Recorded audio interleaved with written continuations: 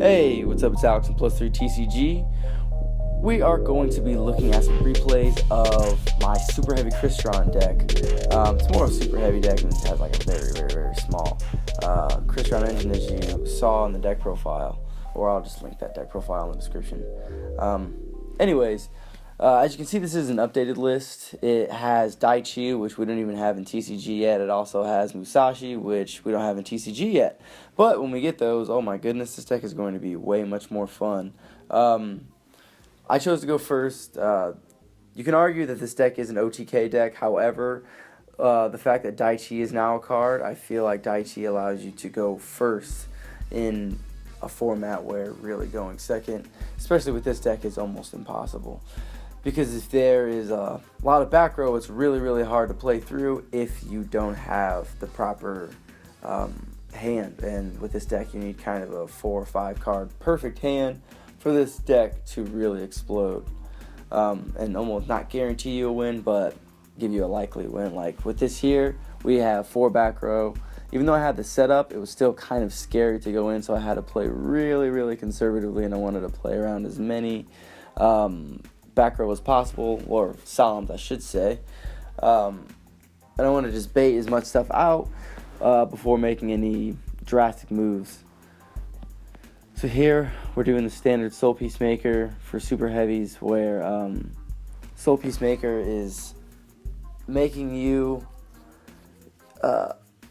not making you, it's putting you in a better position for your combos, because it's opening you up to any super heavy in your deck.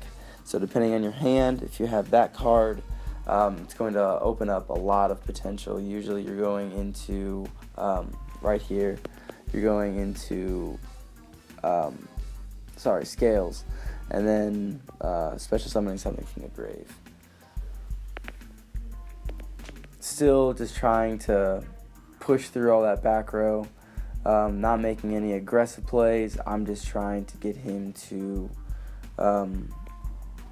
get rid of my stuff, because I mean, as you can see, I have this Vern in hand, so I do have plays from my end if they do get rid of a lot of my super heavy lineup. And I'm just trying to cycle through this Soul Peacemaker combo to try, like I keep reiterating, to bait out as much stuff as I can. That really hurt, because I needed to try to obviously go into Shooting Doji, which is the, what I want to say, not Heavy Storm, Harpy's Feather Duster. The Ogre, Super Heavy Ogre, is the level 6 Synchro, is the Super Heavy, not Super Heavy, is the Harpy's Feather Duster. Sorry, words are hard today.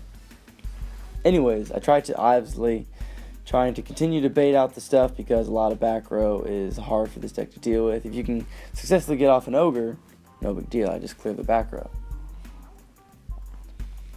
Which, as you can see here in a second, I was worried about that answer. I'm like, you don't play another Solemn, so I don't really know what you have. But I successfully get off my search, and I successfully will get off the Harpy's Feather Duster. I think honestly, I can't really remember what I was looking for here. I think I was trying to figure out if I wanted to have an extender, or if I just wanted to push for game. They didn't have any back row, so that helped. Helped in my decision to just push for game.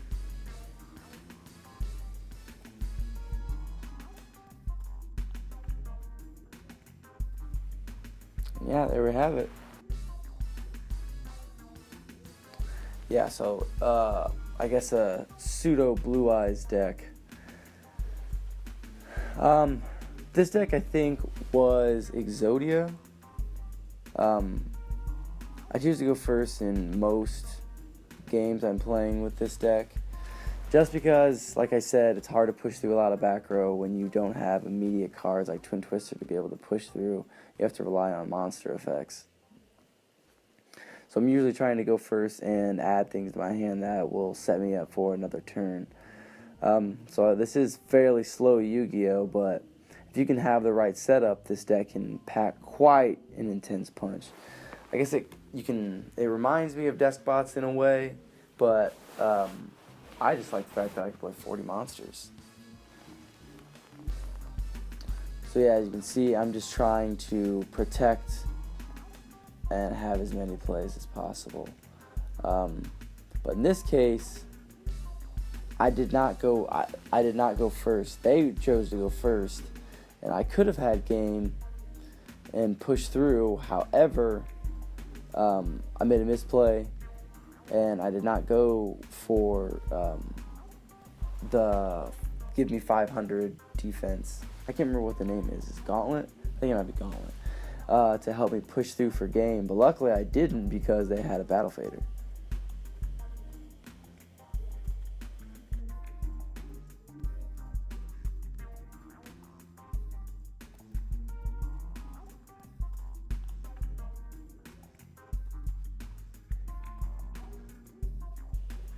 I think I go for Gigant because I want to get the Soul Piercer search, and then I also want to get a search off of Gigant.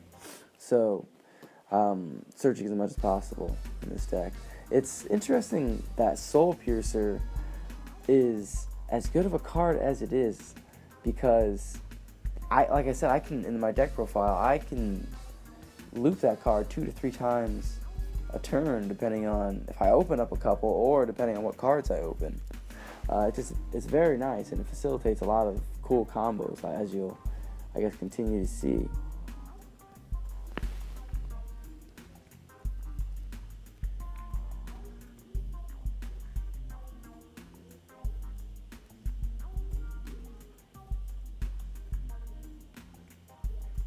Yeah, the Crush card really hurt. Crush card really hurt. But it did clear his field, and it allowed me to push for a lot of damage.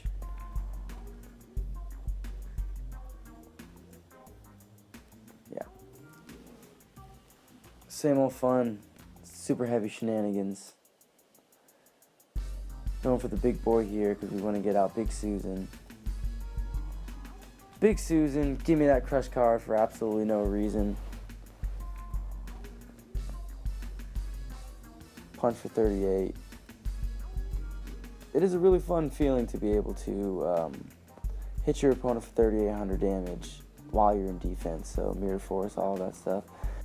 Necessary for me to worry about. I mean, obviously, for other decks that's necessary to worry about, but for super heavies, I just have nothing to worry about. And the fact that obviously not many people know that you can't target these things while those are in the grave, and that kind of really just solidified game. I knew I had it from here. It's because unless they had, of course, another Battle Fader, Man-Eater Bug, could be anything. But I was pretty confident because I had a feeling that, I mean, obviously they're playing Exodia now, that they are not going to have any follow-up plays from here.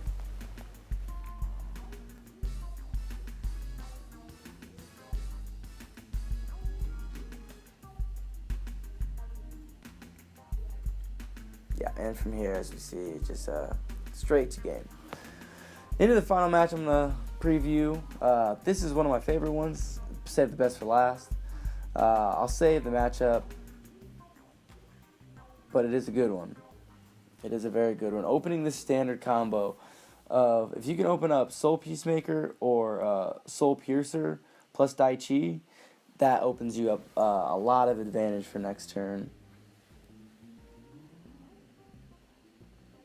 And the fact that I opened up Trumpeteer as well really opened up this combo, turning in.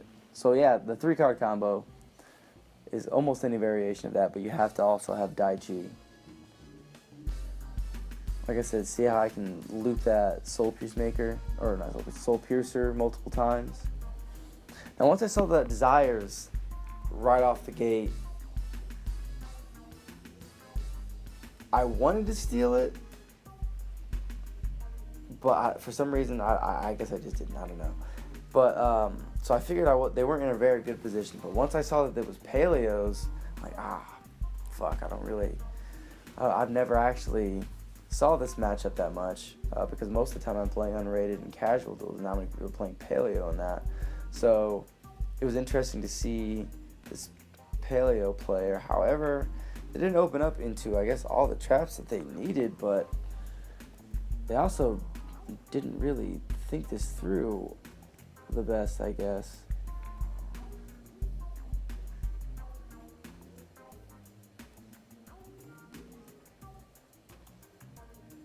I was worried about pushing through all that back row, but they just kind of did it for me.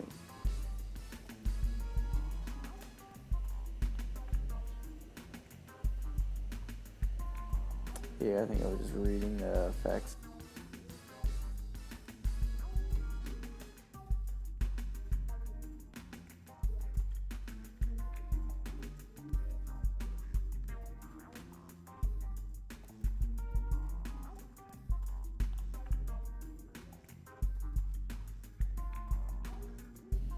What I wanted to do was I wanted to try to use the Book of Moon effect, but I couldn't use it.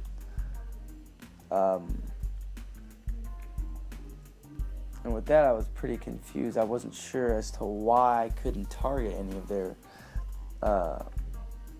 monsters. So here I was pretty worried. I was definitely staring down a double toad, but then again, what do I really have to be worried about, because Toad is only 22 and they can't really do anything. As you see, didn't end well. But yeah, appreciate you guys watching. Let me know what you guys think about the duels down in the comments section. Don't forget to like and subscribe. And this is Alex from +3TCG signing out.